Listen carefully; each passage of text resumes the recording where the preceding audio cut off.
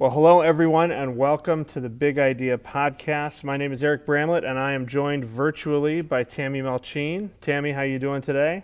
Doing great. Yeah, you don't have anything going on in your life, right? Nah, All right, well, just checking some boxes. right, exactly. The fun stuff of life. All right, well, schedules being what they were, we needed to make sure we sent this info out, and even if we couldn't be in the same room together. So we're doing this online, and what we are doing is talking about the brand new series, Love Does. And it's going to be a really exciting fall series. It's Show Up Sunday is week one. Week three is Celebration Generosity. There's just a lot going on. We've got Plainfield launching, Aurora campus, new facility launching. I mean, just all sorts of good stuff all the way around. So why don't we kick things off? Tammy, tell us just a little bit about the overall series, Love Does. Okay. Well, why we took that hook from the name of Bob Goff's book? It's not really based on the book. It's just this idea of love is active, love is intentional, it's purposeful. We're going to talk about this series, how often in our culture, the way that we define love is this feeling of deep affection.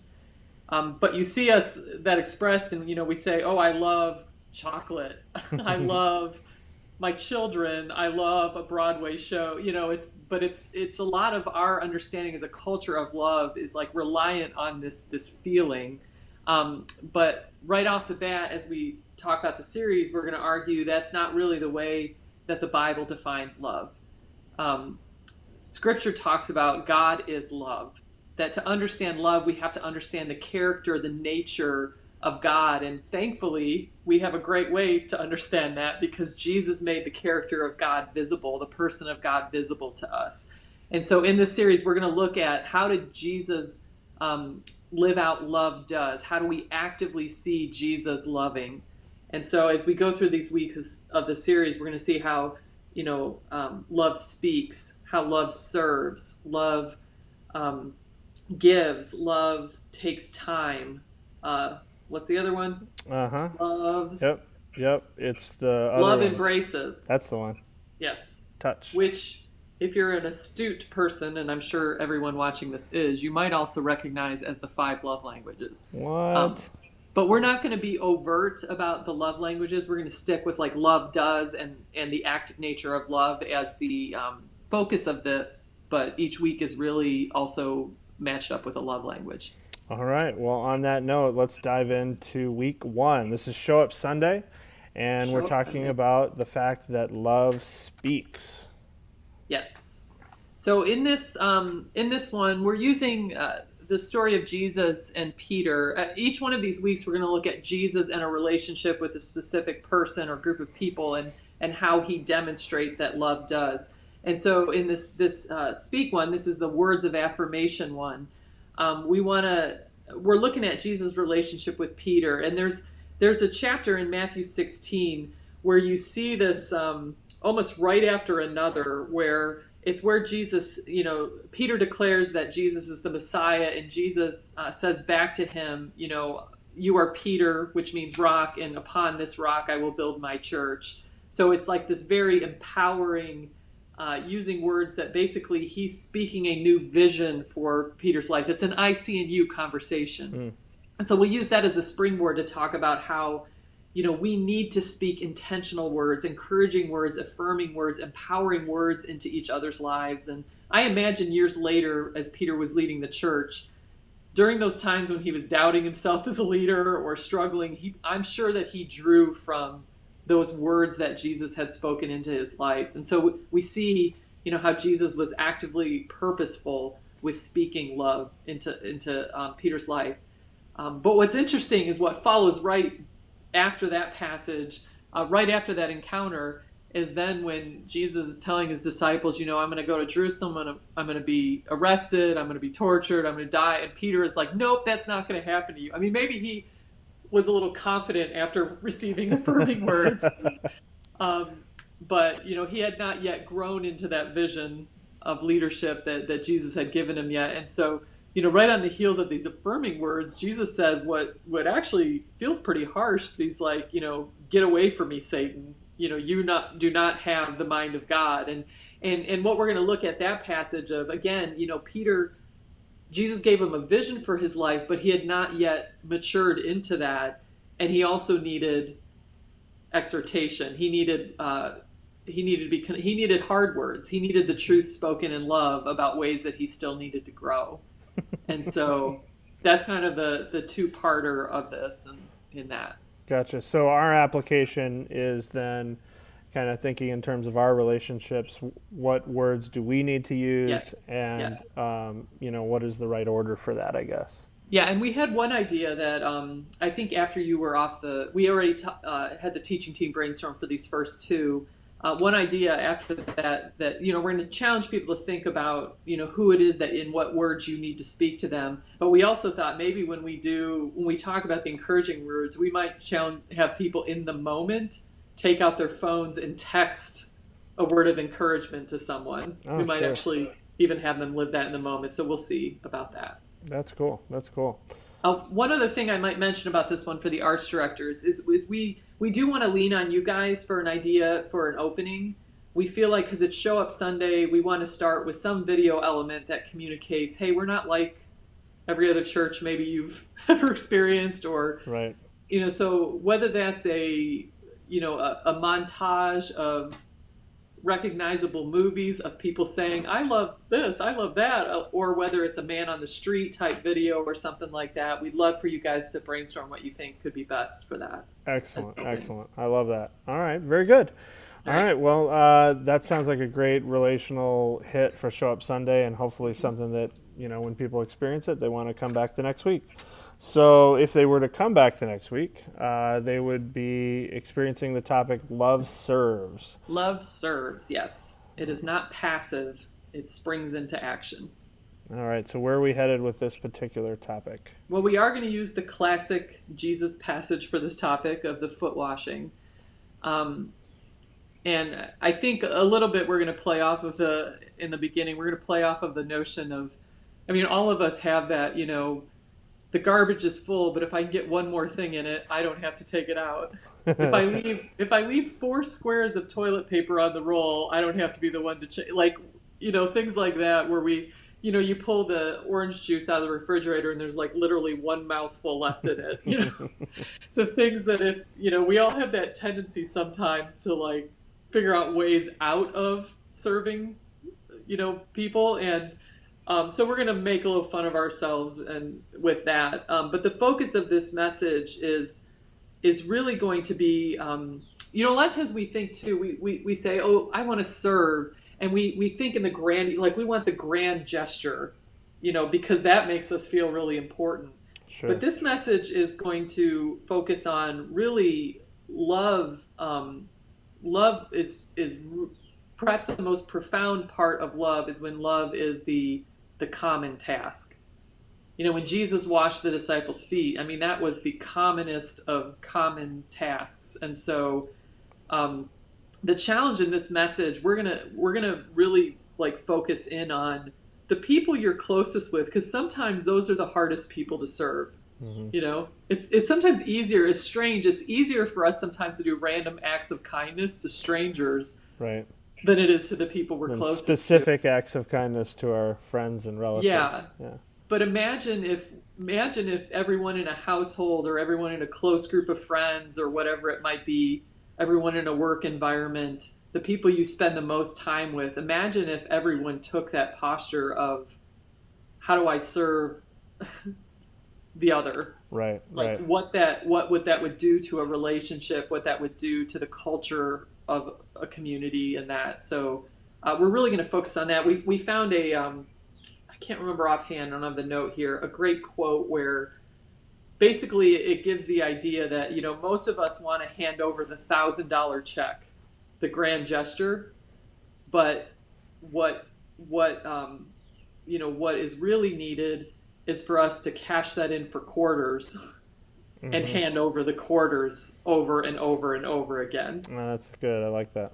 And so we even think we want to try to, whether that's a improved or a genius idea, the possibility of handing everyone a quarter and telling them to carry it in their pocket as a reminder to serve the people, to do the quarter things, Right. for size things for the people they're closest to. Right. And hold on to that quarter and then give it next week at Celebration Generosity. There you go. There you go. Good transition. No, All give right. the $1,000. That's Oh, right. Never mind. What are you Keep the thinking? quarter. Give the 1,000. That's next week. Yes. Both are important. All right. So yeah, week 3, love gives. And for those of you who are actually watching this and not listening to this, I'm in a room that apparently has automatic lighting, motion Motion sensors. sensor, and apparently I'm not motioning enough. So it just turned off, but You need I to don't do a care. jumping jack. I or know, something. right? Like I feel like I got to go do a cartwheel, but I'm just gonna stick with it, and who cares? All right, week 3, love gives. And this is Celebration Generosity Sunday, and I know it's a little bit different in terms of how the teaching team is organizing around it, and it's very video driven. But talk just a little bit about the overall themes of where and how Celebration Generosity fits into this big idea.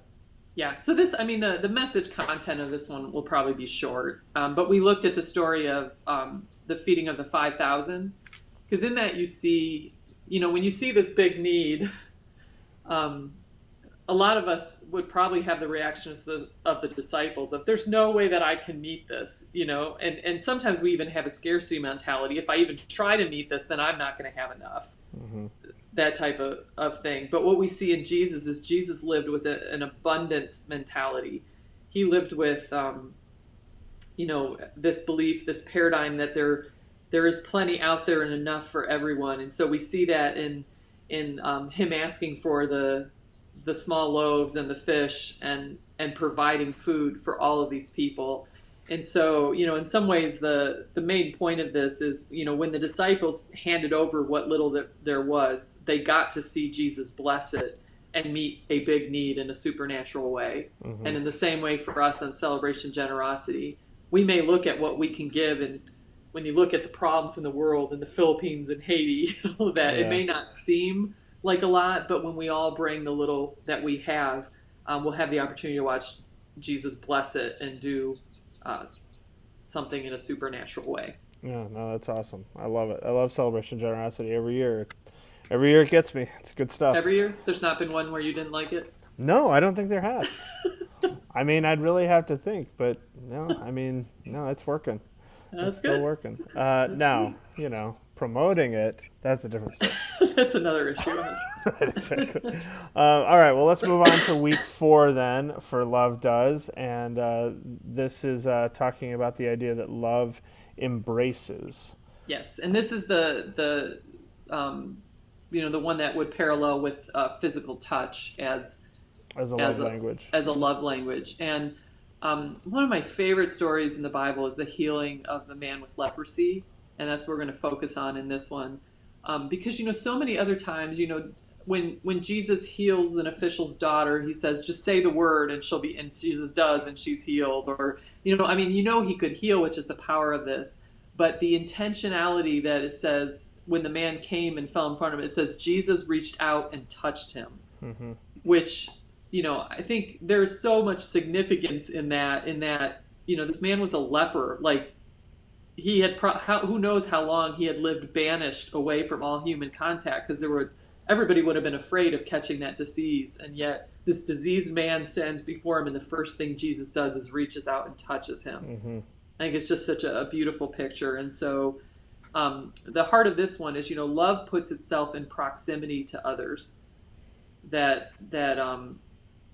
love isn't afraid to get involved. Love isn't afraid to draw near. So, we'll both be talking about, physical touches and actual, sometimes people just need a hug. Right. But also in a metaphorical sense of, like, so many times people feel that they're around people, but they're alone. Sure. And so how do we draw near and embrace people and include people? Gotcha. Yeah, you're talking about, like, the experience of isolation and how embracing and that what that touch is kind of helps break down some of those barriers. And whereas some of these, like week 2 in Serve, we're focusing on the relationships closer to you. week 1 is probably more about the people. This is a week where it's a lot, like who are the lepers in our society today? Who are the isolated? Maybe this is stretching you out of the comfort zone of your current relational world. Yeah. The people that people won't touch, I guess. Yeah. All right. That's very good. And then we're wrapping up our series with Love Takes Time. It's denoted as a child dedication weekend. We've identified that. And so it takes time. So where are we headed with this one? All right. So love is not hurried. It slows down to connect. And since this child dedication, we're not going to only talk about parenting and the relationship with kids, but we felt like that was a great springboard into this. So we're going to look at the story where the parents are bringing children to Jesus, and the disciples are like, don't waste this time, don't waste this time, but Jesus was like, no, let them come to me. And Jesus took time and he blessed them. He welcomed them. So Jesus, it's a pattern you saw in Jesus' life. He was always stopping to spend time with people, like the woman who was suffered from bleeding, like a blind beggar on the side of the road, like Mary and Martha, who he Right. Very counterculturally invited to sit at his feet as a disciple. So like love really recognizes that quality time deepens relationships, and so it prioritizes that.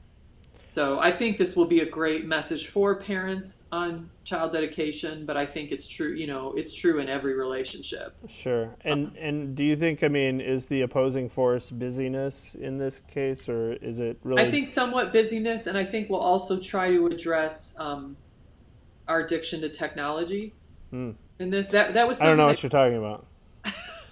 that was something that came out in the brainstorm for the annual planning a lot this year of addressing that. And so this felt like the message where we could, take as a part of it, take that on head on, Sure. Of how much our addiction to that can keep us from really experiencing quality time with each other. Yeah, that's good, because it's one thing to take the time, but it's another thing to sit at the feet of someone, or to be connected for an extended Although in amount this of time. particular instance, our technology is helping me connect with you.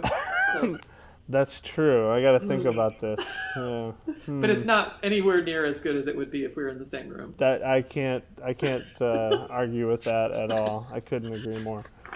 All right. Well, this is a solid series. I think it's going to be really strong, and as we do every week. But I think with that extra lift of just some of the thinking about Plainfield and Aurora, and thinking about Show Up Sunday for all of us. It's one that if you've got time to spend on your knees praying for this series, definitely do so.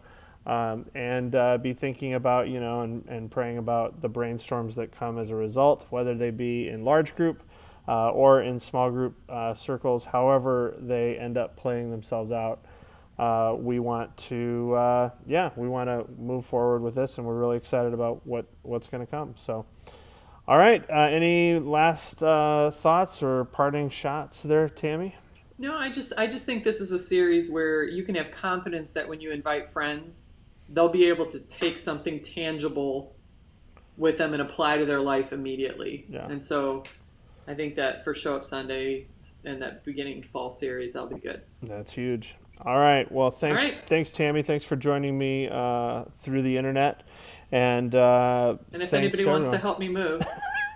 it's because I'm online. I wish I could. I can't. I'm not there, and so that's weird. Love does, Eric. Love does. You're right. You're right. I gotta go find a quarter somewhere. All right. Well, thank you, and thanks everybody. On behalf of Tammy Melchien, I've been Eric Bramlett. This has been the Big Idea Podcast, and we will see you later. So long, everybody.